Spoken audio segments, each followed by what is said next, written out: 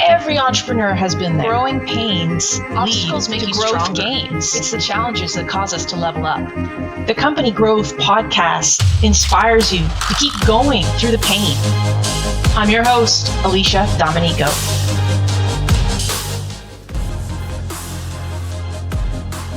You want to talk about fear? That was a really scary time. This is huge. We're moving everyone out into a temporary location. The debt that we had to incur to do something like that. A urologist and a physiotherapist, really good friends of mine, and they were training to do a half and eventually a full. And so I just started, running 5Ks with them. This is the voice of Kristin Crowe, the president and one of the owners of Alarm Systems, a security company based in Belleville. Right now, she's telling me about how she got into running. Like just to hang out, basically. Yeah, just to hang out. Yeah, chat, totally. It's social, did the 5, then got to 10, and they're like, come on, you can do the half with us. I'm thinking, all right, we'll give this a whirl, right? And it was so much fun. Really? It was so much fun. So, yeah, we did a half in Mississauga, and some other friends brought my kids up. So, you're running, all this energy. It was exciting. So we did one full marathon together, and it was in Long Beach, California. It's pretty amazing. Like everyone else at the start of the COVID-19 pandemic, Alarm Systems faced huge changes in a tiny amount of time. No one knew what was going on. I asked Kristin how she dealt with the stress and the change. So we experienced a great deal of chaos in the beginning. I will say I'm grateful every day that we are an essential service and our business thrived throughout the pandemic and continues to. It's great. There's a demand for our product and our service. Grateful for that. In particular because we didn't have to, release a lot of staff, and it's their livelihood, and it's our people are who we are. Our people are our brand, really. That's who makes us who we are today. But reflecting back to just less than a year ago now, I guess it was early March, end of February 2020, chaos galore, like chaos extravaganza is what it really was. We operate a central station, a monitoring station here in Belleville, and high levels of security. So all of a sudden, we're trying to deploy all those people into their homes. We don't know where they live. We don't know what their internet service is like. We don't know what their home life is like. So you're thinking about the thousands of customers who rely on us for life safety, and our employees who all of a sudden were saying, here's a laptop, we need to send you home. It was scary. It was a very scary time trying to get our hands on hardware because everyone else in the world was trying to get their hands on hardware to send all of their people home. I mean, you look at a group of sales staff, take your stuff and go home, no problem. Everybody's set up to function in a mobile world. So that was project number one, and it was not easy. And I really had a ton of compassion for our people that work in that area of our business. It was very, very, very difficult for them, and they stood up to the challenge. They are heroes. They are the heroes in our business. So that was mission number one, and then trying to keep up with the demand of existing customers wanting to add additional devices and upgrade their security systems because businesses were just shutting down. People were going home. So now all of a sudden you've got these warehouses and large, facilities that there's nobody around 24/7. So keeping up with that demand was challenging. Getting product from some of our suppliers was challenging because some of it was coming offshore, and obviously the challenges over there. I mean, many industries experience this. This is nothing new. And then the one thing that we were able to do, it was a real feel good for us, was to research and offer some body temperature detection systems that you and I have talked about before. And there's so many different types of businesses and applications for that. Where there are a large amount of people coming in and out of facilities. I mean, they're using them at the airports. We've got one in a not-for-profit facility here that the executive director there just, she can't speak highly enough about it because of the people coming and going all the time. So they walk in, and that's the first thing they do before they are given access to the office. And if their body temperature is elevated, an alarm goes off, and they're directed to another area to isolate and go through another pre-screen before they're either turned away or allowed into the office. So that was sort of a nice offering, I guess, that we could have for our community, and we've got that product or different variations of it in a lot of different facilities throughout the region, which has been great. So, Alarm Systems adapted quickly to the new pandemic reality and stayed afloat, but the end success doesn't show the struggle that went on behind the scenes. I asked Kristin to share one of her greatest insecurities as a leader and how she overcame it. One of the things that I've constantly questioned myself since I've been in this leadership role in our company is the fact that I don't have a degree. I don't have a business degree. I don't have a university education. I'm very thankful and very blessed that I worked in a corporate environment for 10 years, 12 years prior to moving back to the region and coming into this position. And I received a lot of excellent training and a lot of experience in that time, but I still feel that a university degree in business and something really targeted that could help me, I guess, be a better or stronger strategic planner, strategic leader. I question myself constantly about it. I've sought out executive MBAs over the years and come very close to going down that path. Talk to people about it. Oh, you don't need that. You've got this, right? So talked myself into it, had myself talked out of it. Realize that I'll never have, I guess this is something maybe as we're talking about this out loud, I'm never going to have all those perfect skills or that perfect experience to be able to be that perfect, successful leader that some people aspire to be. Is there even such a thing as perfect? And I guess maybe realizing that surrounding myself with people that bring to the table, in some cases, a lot more than I'll ever bring to the table. Like, I can honestly say I have people on my team that are much stronger leaders than I believe I will ever be.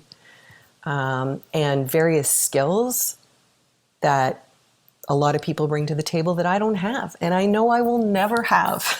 I could go to school for 5 years. I'll never have what they have. So I guess it's those types of things that, again, it didn't happen in a moment. It wasn't like oh, wow, this light bulb came on.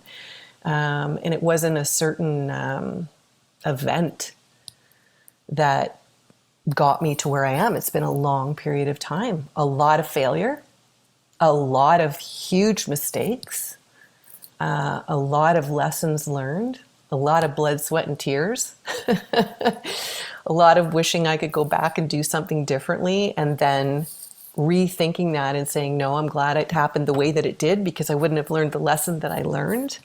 Those kinds of things, right?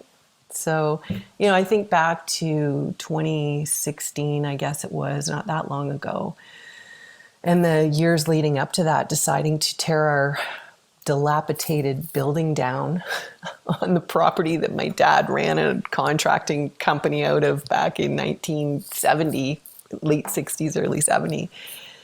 and to build this new facility that we're in, reconstruct and put a huge addition on. You want to talk about fear? That was a really scary time. Like, this is huge. We're moving everyone out into a temporary location. These are the kinds of doubts and fears that entrepreneurs face all the time. But how do we beat those fears? What star do we use as our guide? How do we convince ourselves that the marathon will be worth running? This is what Kristin said. As you were talking about self-care and your health in general, your mental state, and it's all connected, right? Like our mental state, our soul, our physical being, all those things are so connected. So that self-care is such an important element. You bring that to the table in your business. You show up. You've got a clearer mind. You've got more physical energy to get you through the day. Those long days, those marathons that you actually, there are many marathon days, marathon months, quarters, years. Some are sprints, some are marathons, right? But yeah, for sure, trickles into the business. For sure it does. And I think it really, as a leader, as you said, you have 55 employees. It trickles through in terms of your relationships and the way that you maintain the front of how much you care about your people by showing up for them and being ready to listen because you've got stamina. Yeah. Whenever I talk to business leaders, it's always interesting to hear how they manage their goals, both for themselves and for their company. As a marathon runner, as a president who guided her company through COVID, I wanted to know how Kristin sees the long game. I haven't mastered that. I'll be honest with you, it's probably one of my greatest weaknesses. I've had and continue to have today a very strong leadership team around me and a really strong team throughout the entire organization, right to the people that are frontline in our company. And they've constantly been asking me, poking me over the years. It's almost been this nudge. Sometimes it's been a scream. It depends on the individual. Just tell us, just give us what the end goal is. Not that there's ever really an end goal, but maybe for the end of this year, or the end of the next 2 years, or the end of the quarter. Just be really clear on what that overall, that high level objective or objectives are. And it's been a struggle of mine. I'm going to be totally honest with you, and I'm very close right now. I'm very, very close right now as a result of some really strong people in the company, as I said, constantly nudging and pushing me towards that, that I think we're close, and sit here in a year from now and have this conversation. I think I can answer those questions. But honestly, a couple of years ago, I sat with my leadership team at the time, and there's been some changes since then. And I said to them, I think I've reached my peak with you, and I think you deserve more, and I don't know how to give it to you. I don't know how to give you what you need in order to grow, in order to help our company grow, and it trickles down throughout the entire organization. And I actually reached out to a colleague and one of our partners in the security industry, and I said, do you know anybody? Do you know anybody who could come and replace me as president or CEO of our company? Because our company, I can intuitively, in talking to our people, I know that they need more and they deserve more, and I don't have what it takes. I don't have it. I don't know where to get it, right? So yeah, I can't give you that formula because I don't have it. I've been working on it for a long time. And I feel like I'm close. But you stayed. Yes. But you stayed. So what happened? So there must have been something there that made you stay, or that they made you stay. Yeah. So I have stayed the course. You asked me, or you asked, who do I follow, or what is my North Star? What's my compass, sort of thing. I do go externally. I do seek help. I have worked with a number of different people, call them consultants, call them mentors, different types of people that I look up to and have inspired me for assistance. I'm on a little bit of a Tony Robbins kick right now, I'll be honest with you. He's been around for a long time, but I'm on a bit of a Robbins kick because he's got a bit of a formula that helps to get people focused. And I'm one of those people that can be all over the map. I'm an idea person, and I've never thought of myself as a creative person. Like, I don't see myself as an artist, and I can't draw. I can't, draw a straight line with, like, I need a ruler. I'm not, it's not my talent. It's not my skill, but I am an idea person. And I have too many of them. So I think if you talk to people in our organization, it's like, okay, what's the flavor of the quarter? Like, we get down this path and we're doing some good things, and all of a sudden it's like, stop, we're going this way now. And I understand in business sometimes you need to do that, depending on what's going on in the industry, your region. But Robbins is, listening to him and doing some of his work is really helping me to get myself focused on what are those key objectives for our business, and then to be able to communicate them, along with some help from the leaders in our company. They've been great. Really have been great. Kristin is open about discussing her vulnerabilities as a CEO, but this isn't traditionally or stereotypically how CEOs are, quote unquote, supposed to act. I wanted to know how she developed the ability to be so frank about what she sees as her shortcomings as a leader, and why that honesty is so important for positive company growth. I do believe that women are a little bit more on the vulnerable side, or more willing to share. And I'll be honest, I have not always been that person. I have not. I mean, there have been events in my life that have brought me to this place, and I'm getting better. I'm getting better at it. But some of the closest friends in my circle would say to you, if they were sitting here right now, you need to open up. You need to get it out. You need to share. You're too private. It's okay. Sharing your story helps other people. And I think the more I've shared when I'm asked, and people come to the table and say, thank you, that was helpful. That helps me to realize, gee, I had no idea. I had no idea that sharing that kind of information would help somebody else. So. Well, and self-awareness is such a part of the job of leadership, isn't it? To be aware of when you feel fear, when you know that it's coming for other people, and to not close up, but to lean into it and say, failure is going to be okay here. We're going to be fine. I want to jump back to the moment that kicked this off, which was that fear of building that building and making that big transition and the debt. How did you know that you could handle it? Or how did you trust? Or how did you do math or whatever to figure out that we'll be okay, or to even recover from it? I don't think we had a choice. And I'm so glad that we proceeded.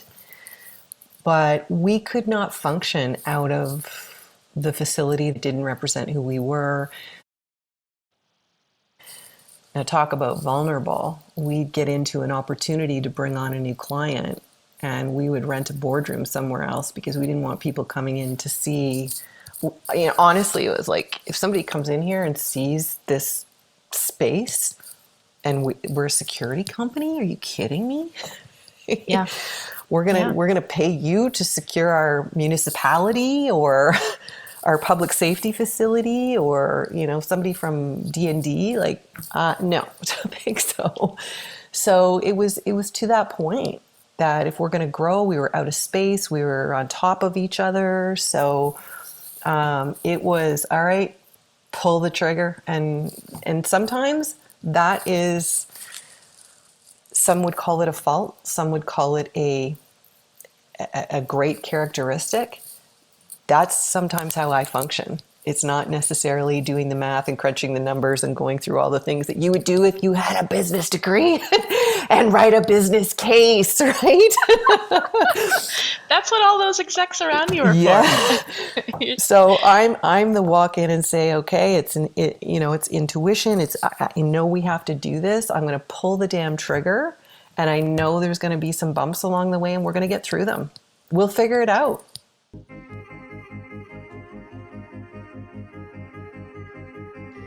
Kristin Crowe, another amazing leader, ready to be honest about what it takes to grow your company. Find Kristin on Twitter and Instagram at Kristin Ray Crowe.